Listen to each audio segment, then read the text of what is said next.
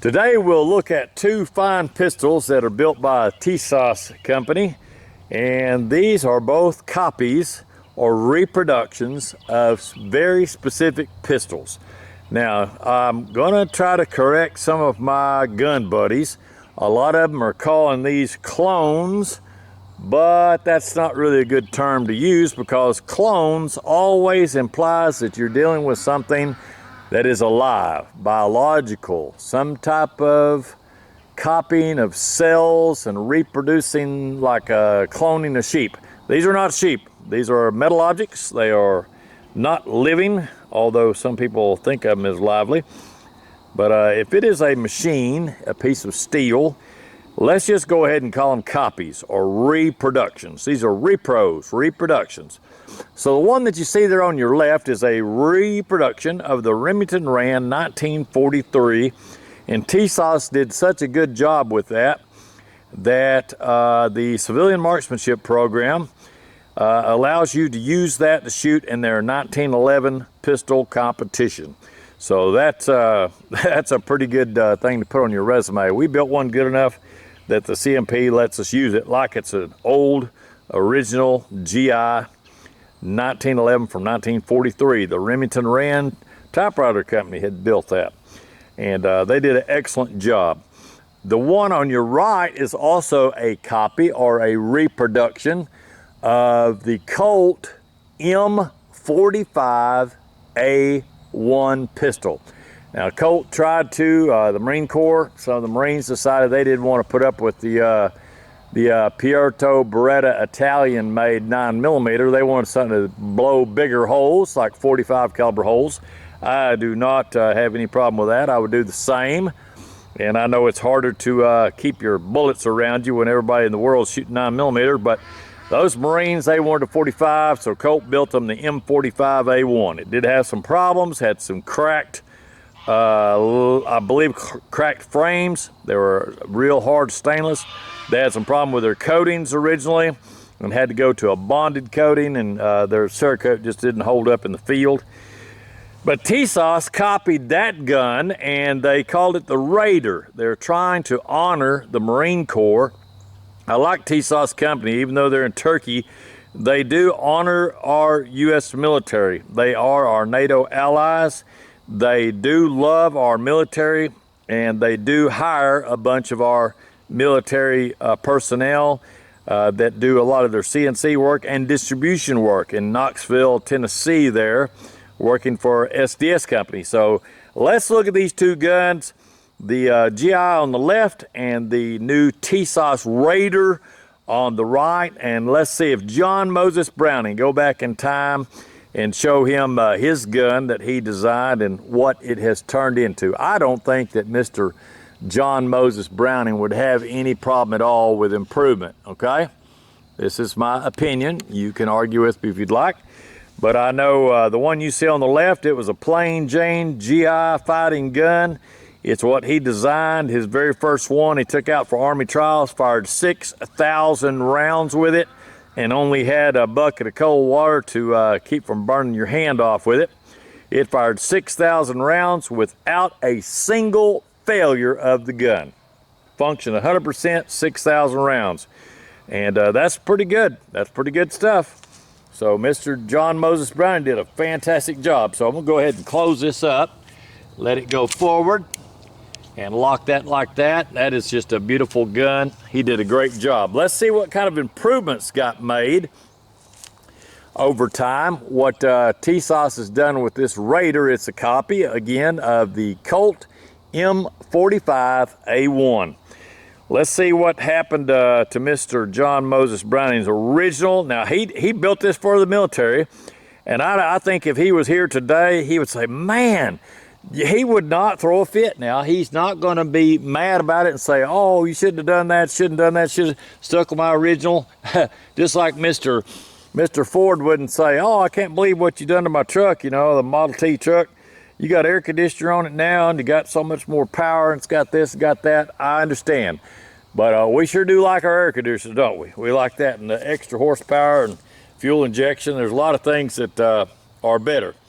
So what happened here? Well, we went from a plastic grip on the handle here, stepped up to the G10. This is a special laminated, it's like glass and epoxy blended together.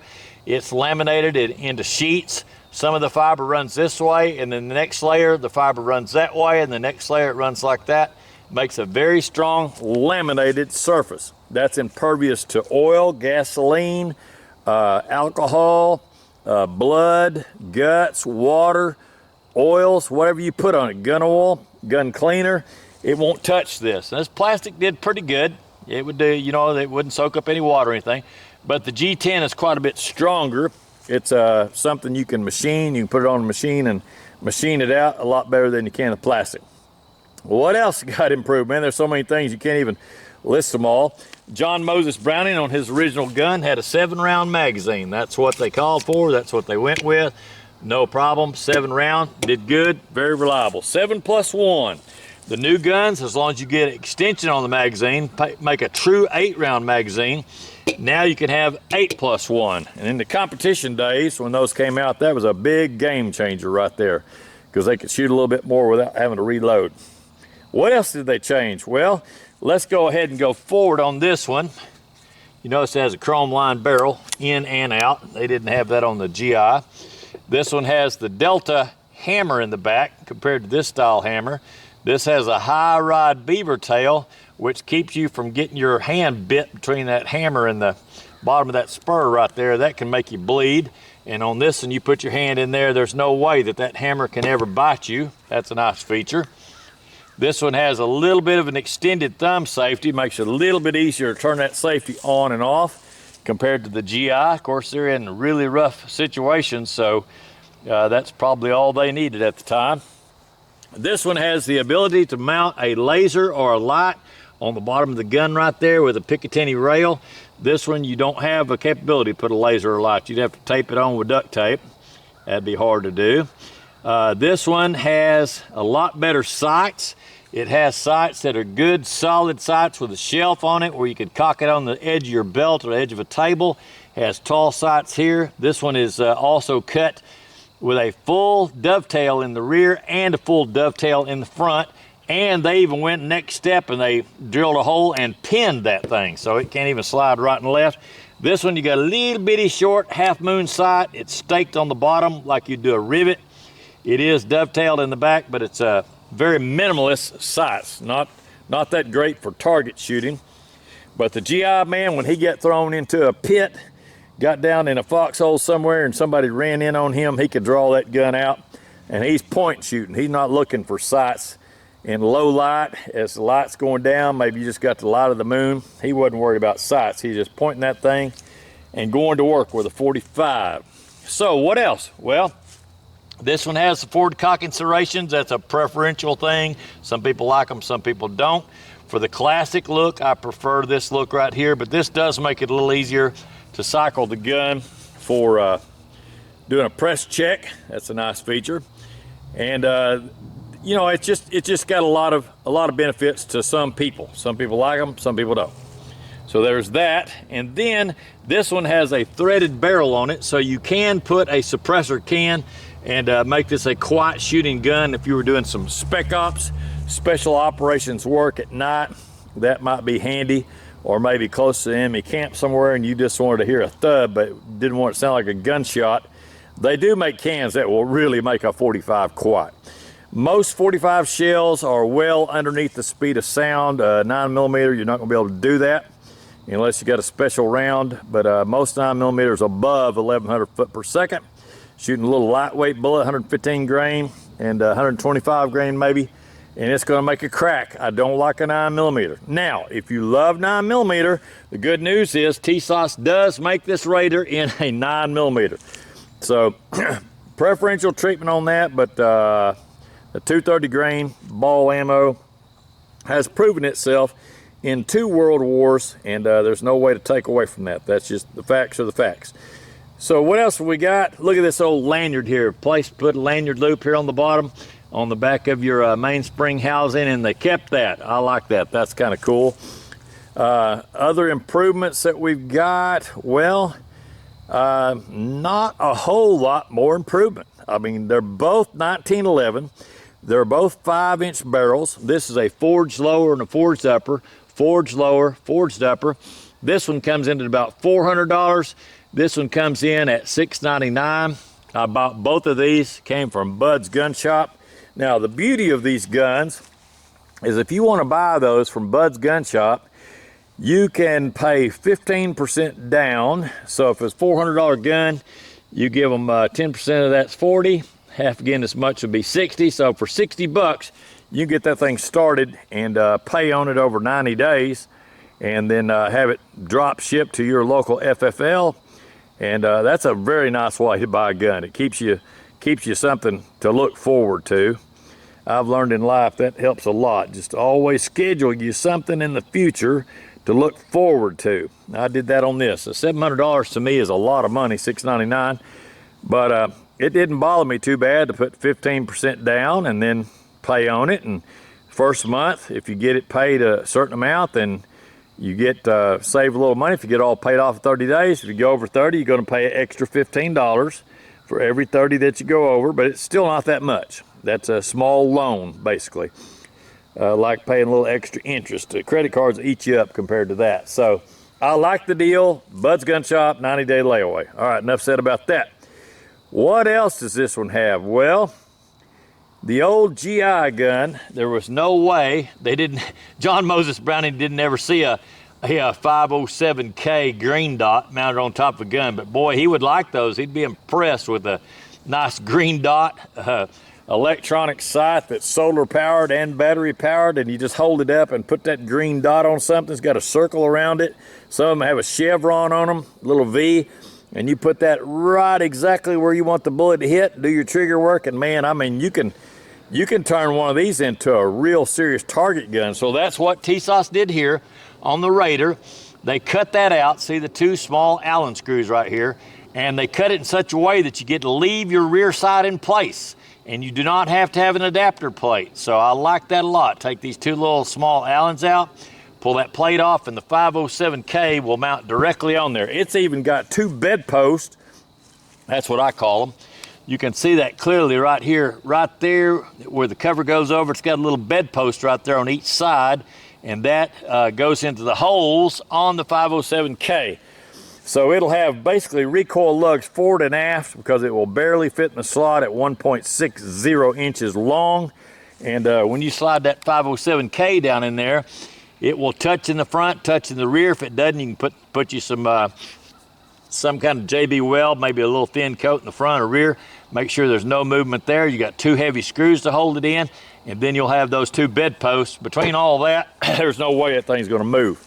And I really like the Holosuns. There's a lot of professional shooters out there shoot them, and they're about $300 to $400, depending on which model you get. But 507K, I think it's about $350, and you can get those off of Amazon. So I really, really like both these two pistols. Which one would I use on the farm? Either one of them. Which one would I use on the farm if I need to make a real precise shot? Well, when I get the laser mounted on this and the green dot on top, this one's going to trump this one. There's just no two ways about it, man. If you ever shot a 1911 with a green laser on it, green or red, don't matter, and you get down in a good solid position on a rest, and you put you some little bitty circles, I'm talking about like the size of a nickel, and get down at 7 yards, you can lace that bullet right into that hole.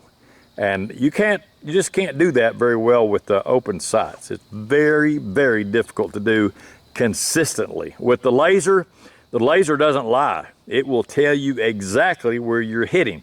And a laser also is another good tool to do dry fire practice. You put the laser on a particular spot on a target somewhere, a small target, aim small, miss small, and have the gun empty. Just put a snap cap in it, protect everything, and do some dry firing, man. Get to where you can break that trigger good and clean, and that green laser stays exactly on target, and that'll let you know. That'll let you know how good a quality your grip is and your trigger breaking technique. And I'm telling you, that is the way to go to get accurate.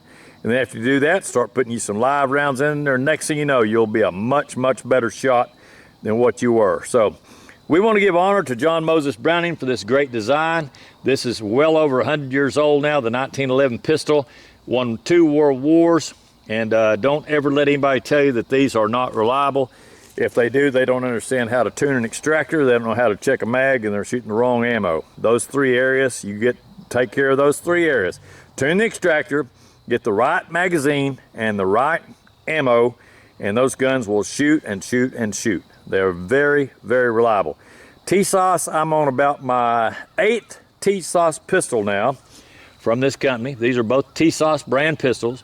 I'm on my 8th one, and I hadn't had any problems with any of them. I do tune the extractor. That's my own personal preference.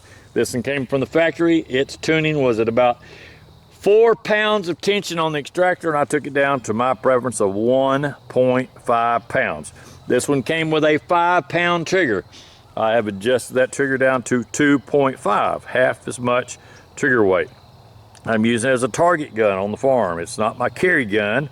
I would not have a 2.5 pound trigger on a carry gun. You need to stick about 3.5 to 4 pounds for a carry gun. But for target use, for shooting, you know, whatever you need to shoot on the farm, and you've got it holstered up, got all your safeties in place, I pull it out, put that laser or my green dot on target, and just barely touch that trigger, and you pull it back. You got 1 pound to take up, and then 1.5 more pounds, and you're going to be putting lead on target. So thank y'all for watching this. It's just a quick comparison between John Moses Browning's old GI and the new Tisas Raider, built for the Marines, or Marine Raiders, to honor them. So appreciate y'all watching. Over and out for now.